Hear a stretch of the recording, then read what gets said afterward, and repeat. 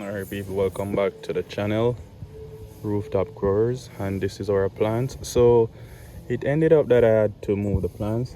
They were there and I had to create something so they can get more light. But well, for one, I've noticed that insects, it seems like spider mites. Not sure if you guys can see those white stuff on the leaves. Spider mites. Alright, well, I sprayed last night. I sprayed last night, and this morning it's looking a bit better. However, with this one, I'm seeing a lot of brown patches. Right. So this plant hasn't been getting any nutrients, to be honest. I haven't fed this any nutrients except Epsom salt, because the nutrients for this is not ready as yet. I have some moringa leaves fermenting and it's not ready as yet, so I haven't put any nutrients into this one. But this is good. As you can see, no issues. Right, no issues here. Plant is perfectly fine. Other than insects, the plant is perfectly fine. But today guys, I'm just going to show you a quick trick. This doesn't tell you the pH, that the measurements, but it can give you an indicator as to what's actually happening in the soil. And food for thought, this is not my soil. The soil that's within this container is not the one that I created. I purchased this soil, and believe me, no nutrients was added to this, none at all, just water, and the only thing that was added was Epsom salt. Right, so we're gonna test pH today to see what the alkaline is like within this, and it's just a simple test. It's just an indicator or giving you an heads up that hey, this is present. You can flush, or you can go ahead and buy a pH tester to confirm the amount that's in it. But the test that I'm going to show you, usually when it reacts this way, is because it's too high. All right, give me 1 second. Let me go ahead and grab some soil, and also ensure that the soil is moist when you're doing this. All right.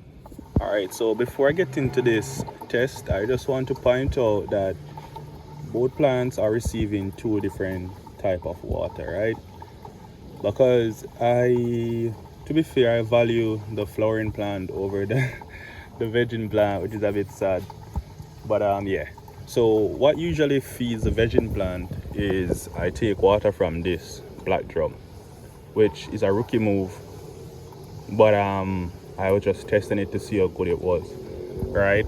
To see if I can just use it instead of the hassle of trying to take water up on top of the roof to feed these plants. So you scratch the surface about 1 inch deep, take some of the moist soil, and what I have here within this bottle is white distilled vinegar.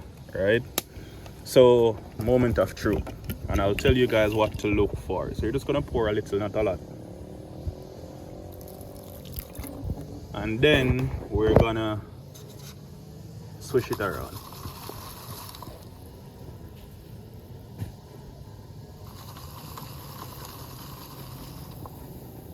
Can you hear it? Yeah, that's indicated that there's high alkaline within this. So what's happening is that the vinegar is reacting with the alkaline within the soil, the chemicals, and the reaction is basically the fizzing that you're hearing. You can also see it. You can see those bubbles forming. So this soil is currently half. pH seems to be a bit high, and this can be a result of wood ash, which is present within the soil as well, because that was used when I was transplanting. So it's just simple fix.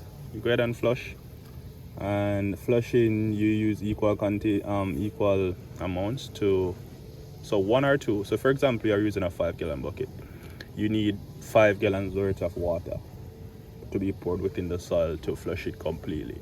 I also recommend not adding, well, some people add chemicals like pH down and stuff like that, but if you're growing organically like me and you're not looking to spend a bunch on these stuff, that's what you can do. So as I mentioned before, this is not telling you what the pH is like, but it's telling you that it's high. It's not giving you a measurement, but this is indicated that your pH is high.